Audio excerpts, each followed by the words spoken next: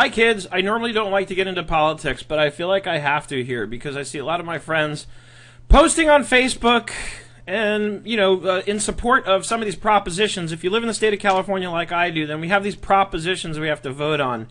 And in a few cases, I'll be honest, some of my friends, when I saw that they were supporting a couple of these propositions, namely 37 here, I found myself shaking my head. I'm not sure why anyone would favor this proposition unless they actually didn't do their homework. This is just my opinion. I think if you do your homework on this one in particular, I can't imagine why you would vote yes on this. For one basic reason. It's biased. There's exemptions. And I think in order for a measure like this, at least in my opinion, to be worthy of a yes vote, then there has to be no exemptions. There has to be no exceptions to the rule. It has to apply to everyone. And what I'm trying to encourage everyone here to do is to actually go to an unbiased place to do your own homework on these. Don't just share something because your friend did. Your friend maybe and probably didn't do their homework. And I think going in to vote and voting on this stuff without actually having done your own homework, these are things that are impacting people's lives directly. And I think it borders on irresponsible to go in and vote without actually having done some of your own homework to try and understand from an unbiased place what these laws actually mean. And I have been actually, for every time there's been an election, I've looked around and thought, God, I'd love to find an unbiased site that just gives me the law so I can read it myself.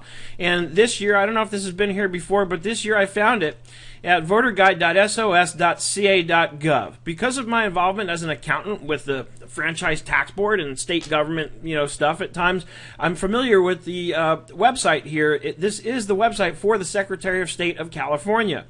And so this is about as unbiased as it's going to get. And what really kind of leads me to believe that this is truly unbiased information here is it gives you both sides. So you come over here and you click on one of these propositions, and it gives you the summary. It gives you yes or no, what that actually means. It clarifies it for you, because when you watch these commercials, it's so unclear, and you're seeing something that's completely biased because it's going to be from, for example, these guys, yesonprop30.com. They want you to vote yes, so they're going to skew things, especially when they spend money on advertising, to sound like it's a much better deal to vote yes. And you really have to look at both sides, with as little bias as possible. So, for example, on Prop 30, temporary taxes to fund education, guaranteed local public safety initiative.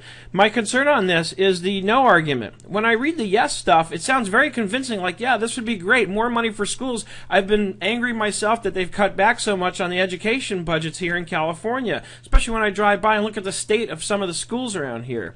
But when I read the no argument here, which basically points out that there's no guarantee of additional money for schools, then I'm against this. Give me a guarantee that the money you're raising will actually go to fund schools. Tell me it's being earmarked. Tell me that it's written into the law that the money has to be used for that purpose and that purpose alone, and I'm all in. This would get my yes vote.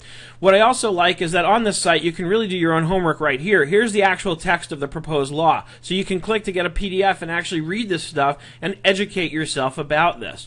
So, of course, what I've done is I've created a spreadsheet here which lists each of the propositions. I've given myself the link to the information on each of those propositions so I can go through it and at least satisfy myself somewhat that I've done my own homework before I arrive at a yes or no decision. I'm going to take this to the polling place with me so that I can go in there and vote intelligently. Because like I said, and I'll probably make some people angry when I say this, especially if you've already voted and you didn't do this. And I don't mean you have to do exactly this, but at least you should take the time to educate yourself. Find, do your own homework. Don't just listen to something because you heard it in a commercial, and certainly don't listen to something just because your friend on Facebook shared it, because like I said, they likely didn't do their homework.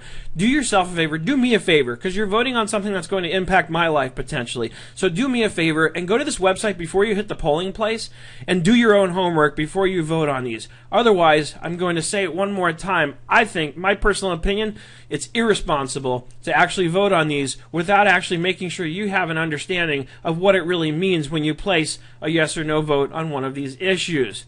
Seth David from the world famous Nerd Enterprises Incorporated. If you want to download this spreadsheet as a template for yourself to play around and do your own homework before you hit the polling place, I'm going to post the link up so you can download it right along with this video and blog post wherever I put it. Thanks for watching, and I hope you have an absolutely fantastic day.